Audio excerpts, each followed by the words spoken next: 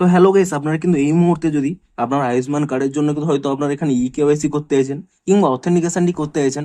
যখন এখানে আপনার অথেন্টিকেশন কিংবা কেওয়াইসি অপশানে ক্লিক করে নিচ্ছেন, অনেকের ক্ষেত্রে এই মুহূর্তে এরকম একটি এরর আসছে: Aadhaar is already use to generate card, only one card can be generated for a given Aadhaar number.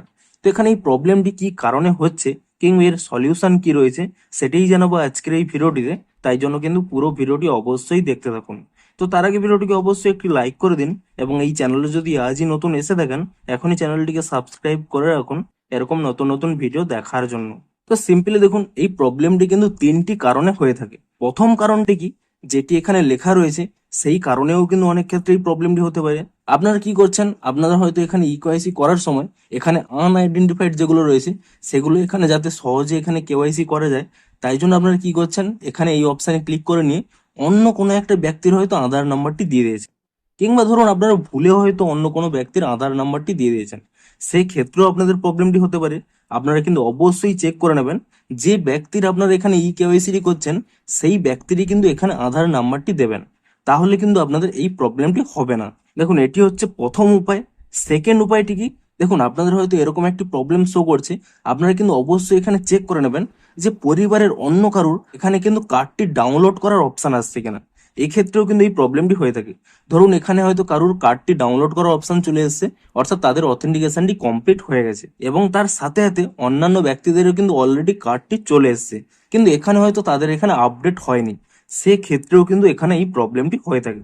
আপনারা সিম্পলি কি করবেন, যদি দেখেন এই ফ্যামিলির কোনো একজন ব্যক্তির এখানে ডাউনলোড কার্ড অপশানটি চলে এসেছে, আপনারা কিন্তু এখানে ডাউনলোড কার্ড অপশানে ক্লিক করে নেবেন। তাহলে কিন্তু সেখানে দেখিয়ে দেবে যে এই পরিবারের কার কার কার্ডটি ডাউনলোড করা যাবে। সেখানে আপনারা চেক করবেন, দেখবেন যার ক্ষেত্রে এই প্রবলেমটি হচ্ছিল তার হয়তো কার্ডটি অলরেডি চলে এসেছে। সেই ক্ষেত্রেও কিন্তু আপনাদের এই প্রবলেমটি হয়ে থাকে। আপনারা সিম্পলি কি করবেন, যদি এখানে কারোর কার্ড এখানে রেডি হয়ে থাকে, ডাউনলোড অপশানে ক্লিক করে নেবেন এবং যদি এই ব্যক্তির কার্ডটি চলে আসে, আপনারা কিন্তু সেখান থেকে ডাউনলোড করে নেবেন। আর কিন্তু আপনাদের এখানে কিন্তু কেওয়াইসি করতে হবে না। তো এটি হলো দ্বিতীয় কারণ। দেখুন, আরো একটি কারণেও এই প্রবলেমটি হয়ে থাকে।